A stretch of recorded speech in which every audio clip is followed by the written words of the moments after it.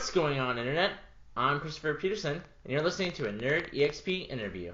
I'm hanging out with a team of Blade Ballet, including Emma, Hi. Neil, How's it going? and Paul. Yo. I had a chance to play Blade Ballet at MomoCon for a couple rounds. It was definitely good. It felt like a very easy, quick game to pick up, but a harder game to master as an arena combat simulator. But, how do you guys describe the game to people who haven't had a chance to play it yet? I think I like to call it a multiplayer game of whirling robot destruction. I just like to call it's like basically BattleBots and Beyblade combined. That's a good description of it. Yeah, I think I'm on either with Neil or Emma, depending on which buzzword I like to use, either Beyblades or BattleBots or whirling robot destruction. That's kind of either or. I kind of like to switch it up a bit. if we're talking genre, it's definitely like a really hectic brawler kind of game. It's very fast paced. It's not it's not fine skill. It's all about just getting in there and beating each other up. So right. Yeah, absolutely. So what was kind of some of the catalysts for this? I know that you guys kind of have a story saying that it was just kind of a demo that sprawled out from there. So I've got the story. It's we were at PAX. Which one's the one in Seattle? It's PAX Prime. Yes, PAX sir. Prime. So, PAX Prime, yeah. Yeah, so we're at PAX Prime. A couple of us from the company. And one of the nights, during one of the days, it was me and our CTO, Nick Gomes. We were walking around trying a bunch of the games, and we found the game that had this really unique twin stick control. So you'd move with the left stick and you'd aim with your right stick. And we were really enjoying the game. And then we actually got to a point where in the game you pick up a melee weapon. And it was an axe or something. And what we wound up discovering was as we were able to move around, you could spin the right stick and the player character would just start spinning like crazy, just whacking at all these enemies and stuff. And we thought it was the funniest thing in the world. And Nick jokingly said to me man, we should make a game about this. And we laughed it off and stuff. But then later that day, it was after the show floor closed and we were in our hotel room, and we're trying to find events to go to, and nothing's open, nothing's available. So we're like, you know what? Let's pull out some of these laptops and just start jamming on the game. So we that night we literally put together the prototype that would become Blade Ballet, where we just had a bunch of these cubes with little cube swords, and they just coming out of them. Yeah, little sticks, and we just had them just the spinning and the hitting the swords and stuff, and that's all we had, and it was just insanely fun from that point. And we're wow, this is a lot of fun. And then we come back from PAX Prime, we show it to everybody in the office, and everybody's really, really enjoying it. And then somehow it just becomes our project, and we've been working on it ever since. So yeah, and I remember the first iteration of the art was just we'll make them the cute little farm animals or something, and we'll slice them up, and there'll be little chunks of meat inside of them. Yeah, and then I think our artist James Gannon brought up it might not be the most easily accessible thing to have blood and gore, even in a tongue-in-cheek manner. So we tried to figure out how we could theme it, and he had the great idea of making robots, little gladiator arena robots that would go and, fight each other. And that was, a little more on the cartoon violence side, and also gave us a lot more, places to explore. So, I know Paul, designing all the robots and stuff was basically, the catalyst was that, suggestion hey, why don't we try robots? And it worked out really well, I think.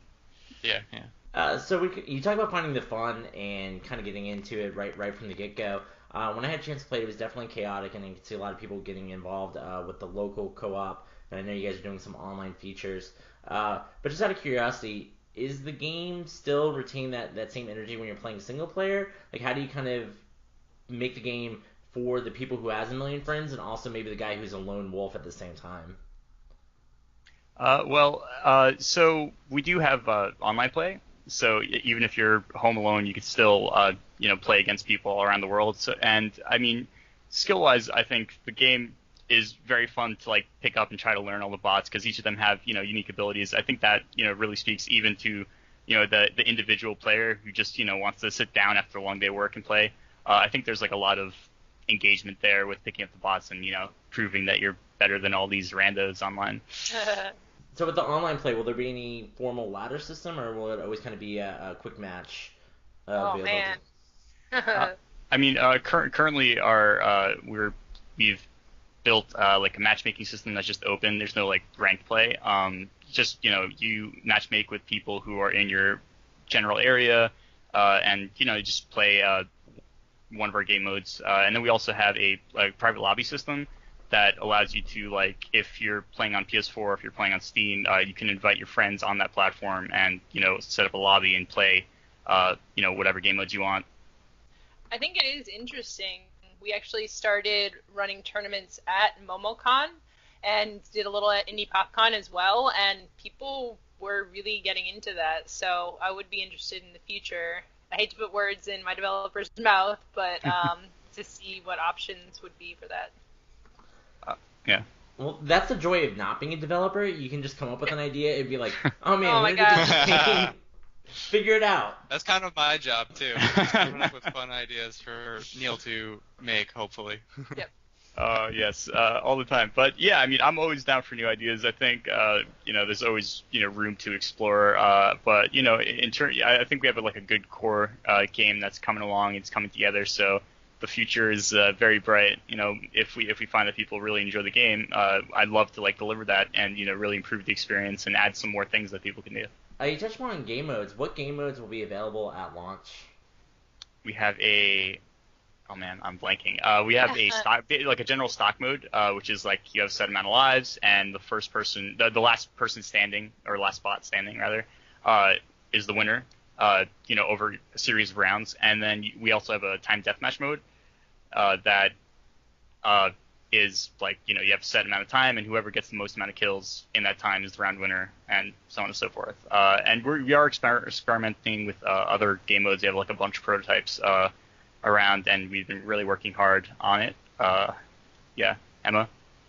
Yeah, so we have some things we're testing out. That's one of the things where people are like, oh man, if there was like one other game mode in there, that could be really cool. No news yet, but there's going to be some cool stuff in there at launch. Yeah, will this be the type of game that will have some DLC or patches after the fact, or do you think it'll be kind of feature complete when it launches?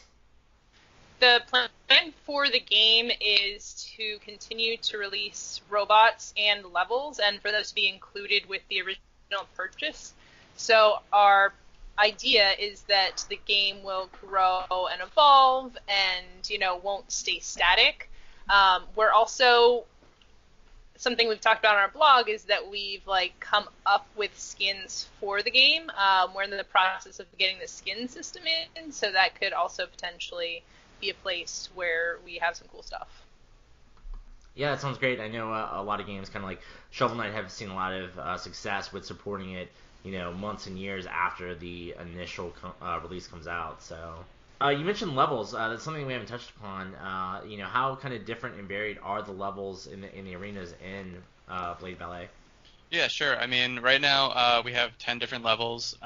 Each of them, there's a few levels that are like different shapes, sizes, that kind of offer like a boundaryless sort of match arena where you can fall off, you can like send people flying off the edge, and people have really kind of lightened up to that kind of gameplay because a lot of the fun comes from like throwing people off the edge and like watching them just fall or get stuck or something like that. But a lot of our core levels have like actual like hazards in them. Like we have a ski level. It's one of my favorites that has like these exploding humans on them. Like these robots in the future thought like humans would be explosive, so they were like, watch out for the robots, or humans will explode. We have trees and rocks and stuff going on this conveyor belt. We have like a floor that drops. We basically just want to create like a bunch of level styles that kind of keep the match interesting, instead of like just keeping to like the regular like, oh, you're just gonna fall off an edge, or oh, like just regular arena or something like that. Yeah. But yeah, a lot of our levels we hope to in the future like come out with more interesting and fun levels as well as the ones we have now. I mean, the way I like to look at it is, a lot of people play the new Smash and they're like, oh, got to play the Omega level, Final Destination. I think our kind of game, our game is not that kind of game that like benefits from really simple levels. I think, a lot of the fun is the chaos that each level brings in. Like you brought up the ski level, like, that's like has like a really neat mechanic where you have to like dodge obstacles while not, falling into the avalanche. And, there's the AI core level, which has like a giant laser in the center, and like whoever controls the laser like is basically killing everybody else. Yeah, exactly. Yeah. I think like each level, like you have to think the interactions between all the bots, so, like all their different abilities, brings like this whole layer of complexity to the game, and then you just add in the levels, and each level plays differently. Like each level has like a different strategy. Like AI core, you want to control the center, or the our like soccer field level, you want to score goals, you can become invincible. If our pit, like our falling block level, you want to force people onto the blocks that are falling while keeping yourself alive. So there's like a lot of different complexity that gets added by the levels, and I think that's like one of the fun parts of our game. Yeah, absolutely. I think the variety will draw a lot of people in and kind of make it seem fresh, as you go through and play a level for the first time, as opposed to kind of a Street Fighter where, every level is just a different background. Here, it's really kind of interactive. One thing you touched upon was kind of the complexity of all the different characters. I mean, with 10 characters, with different blades and special abilities and the environments, and some might do better than others, how do you keep that balanced? The balance question. That's like honestly, I think like the number one question with any kind of game that has I guess the quote unquote heroes. I think our game is definitely subject to overpowered and underpowered bots, but I think the best way that we've been the best way to tackle it, which I hope we've been doing, is just a lot of playtesting. Putting it in front of people, getting a lot of matchups, a lot of feedback. And making small adjustments as we go along, and it's really about listening to the community, because you're never going to get like that perfect equilibrium. Just things are inherently unbalanced. But if the people who play your game are bringing up the feedback of like, oh, this bot is doing too well, or if the evidence shows that this bot is just generally winning a large portion of the time, then that's that highlights the fact that, oh, we need to find a way to balance the spot or see why the spot is so overpowered, I guess. I think we really like sorry, Emma. I was going to say, one of the most exciting things for me, you're always going to get, especially if someone loses for the first time, they're like, oh, this bot's overpowered, but in the tournaments, in the play, I've seen people succeeding with every bot, so it's like, if you get good enough, you can win with a bot, and for a fighting game, that's like one of the most gratifying things to see. Yeah, and also I really like hearing feedback about like, oh, if a bot's too weak or strong, like people really getting like into like the statistics of it and stuff, and that really makes me happy a lot, because it means like people are really like paying attention to like all the bots and like really like paying attention to the game, and that's just like it's kind of gratifying to know that people are paying attention to the game that much. Yeah, it's actually a really good point, because like when people identify the fact that like a bot is overpowered or underpowered or whatever their opinion on it is, that means they're really formulating the strategy behind the game. Like if nobody comments on the fact that your bot that your characters are like, if they don't comment on the balance, that means there probably isn't that much difference in what all the characters do. So I think that's a good sign in my mind that we have an interesting game with like a lot of strategies that people are really picking up on, and I think that's like really cool to see. So you mentioned playtesting, and I know that you guys have demoed this game at MomoCon, PAX, and other conventions around the country. How important is that kind of grassroots feedback and getting hands-on demo, kind of for the strategy of Blade Ballet getting out there in the ecosystem? Sorry, could you repeat that? How important is going to local conventions and getting this game in people's hands? Okay. Yeah, that's tremendously important. Conventions are just so awesome. I love, like, I don't get to go to all of them. Emma's like mostly on the road most of the time, but like I'm on Twitter like every day of the convention, just like looking at like the feedback and stuff, and like just like a lot of it's been so positive, and like every single tweet, every single photo is like really important because it just really helps you like keep moving and like look at all the stuff that people are like saying about the game. We just got like an email from like someone who wanted to make a Steve cosplay, and I thought that was like so fucking fantastic because I was like, yeah, dude, I'll like help you out with that. Like, it's not just good for like getting feedback about the game, but it's like really good for like office morale also. Yeah. Like you get like a good photo, you get like someone who emails you or like follows you on Instagram or Facebook or something, and that's just like makes it all worth it. Like going out to like Emma going out to Texas or Atlanta, it's all good. It's all good stuff. Yeah, I know like Emma's our point person on that, but yeah, I definitely agree. It's like every time I get to go out to one of these events and see people play a game, that's like probably one of the best moments of being a game developer, just to see people like take this product or this project that you put so much time and effort into, and seeing them really appreciate it and explore it. And a lot of times that like the most fun things to see is that people are like bringing their own ideas and their own strategies, and they're like exposing things that like me, a person who's been looking at the game like 8 hours a day for months, didn't even notice. So it's just really, really fun to see. It's like the best place to get like just raw feedback and opinion in your game. That really helps us like improve the game. So what's kind of the best part of your job working, and then maybe also what's kind of a misconception that people have, maybe thinking like, oh, you play games all day, or oh, you're an indie studio and there's a million of you guys, or like just kind of what are some of the feedback that you kind of get from the community that's kind of wrong? It's really funny that you brought up the you play games all day. I get that all the time. It's like a lot of times I'll just brush it off because it's like small talk. But yeah, I mean we're playing games all day, but it's because the games are broken and on fire, and we need to get them done like right now. So it's definitely like a very stressful job, but I wouldn't want to be doing anything else. It provides like the greatest combination of like problem solving and creativity, and like it's amazing like how many parts like how many different components go into game dev.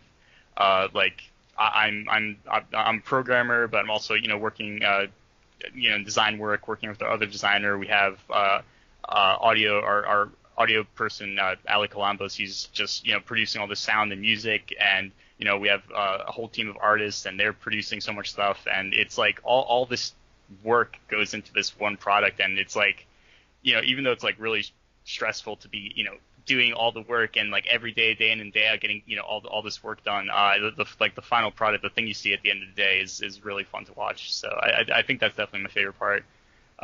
But if the worst part I would say is I don't think people realize like how much like QA goes into these kind of games. Like getting games on a platform, we need to make sure our games are like spotless. So there are many unfun parts of constant testing, trying to find this edge case bug. I have stories of like some incredible like bugs that had us going crazy for days. We couldn't reproduce renaming a achievement. Yeah, something like that. Gotcha.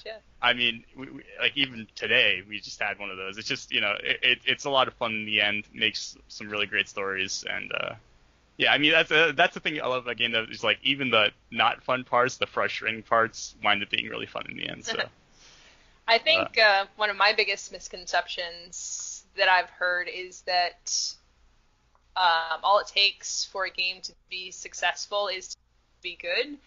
I think a lot of people inside and outside the industry, they're like, oh, this game's successful, it must be good. And the flip side is like, oh, this game didn't succeed, it must be bad. And I guess that's kind of maybe plugging my own marketing position in a game company a little bit. But I think so much goes into it of every day. Like you mentioned, going to the conventions, talking to people, making those connections, getting people excited about the game, and everyone we talk to loves the game, but it's still going to be a challenge to break through the noise of indie games and have a really great launch. So it's a great game, so it's a lot of it has to do with just repetition, talking to people, putting it out there, getting seen. Paul. Oh yeah, I mean, when it comes to misconceptions, I'm like in between like, oh, you must play video games all day, and do you ever play your game like ever? Oh yeah. Do you play and your I'm like, game? of course I. No, yeah, I get that like all the time. Like, do you even play your game? Like, I'm like, are you fucking kidding me? Like, play like all day.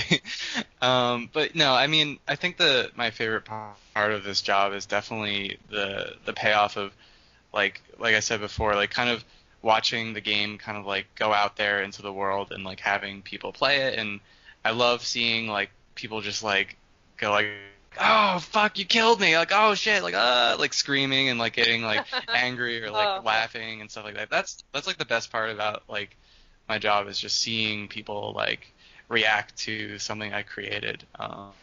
Like art wise, I mean, like I didn't like do any of the code or anything, but like a lot of my designs, like people like really like show affection to like some of like the characters I've created, and that's like kind of what makes me like really enjoy this job. It's like all the work and stuff, it can be very stressful, and like I kind of see myself as like a pressure cooker sometimes, and that's kind of like how I work. But like in the end, when you get to like show it off, that's like what really matters to me, is just seeing people's like reactions. Well, people will be able to see Blade Ballet themselves if they haven't already had a chance this August on the PS4 and Steam. If people want to keep up with the development or you guys, where are kind of the best places to log into? So our website is a great hub of information, bladeballet.com. We have a devlog on there and also a news page, so you can kind of see what we're saying about our game and also keep up with all the YouTubes and streams and media about our game. Facebook, Ballet Ballet, we're Ballet Ballet on Facebook and on Twitter too are also great places. And we do a lot of video content on YouTube, a lot of fun stuff. So you can check that out as well. There's also, I know like Paul and I both have Twitters. I know a lot of the devs do. I know like Paul also does Instagram. And also our CEO / artist, Justin Sanders, has a Twitch stream, which I think he runs it every day, right, Paul? Yeah. Oh yeah, he's on every. He's on every day, and he's like doing live art on the game like day in day out, and you know it's actually like I watch it sometimes while I'm working because he's really really talented. And it's really fun to see him do stuff. So if anyone's interested in the like art side of things, how these things get put together, his stream is really really really fun to watch. All right. Well, thank you, Emma. Thank you. Thank you, Neil. Thanks a lot. And thank you, Paul. Thanks, Christopher. And thank you guys out there for listening. I hope that you enjoyed this Nerdy XP interview and that we were able to help you with your Blade Ballet IQ. Level up, friends.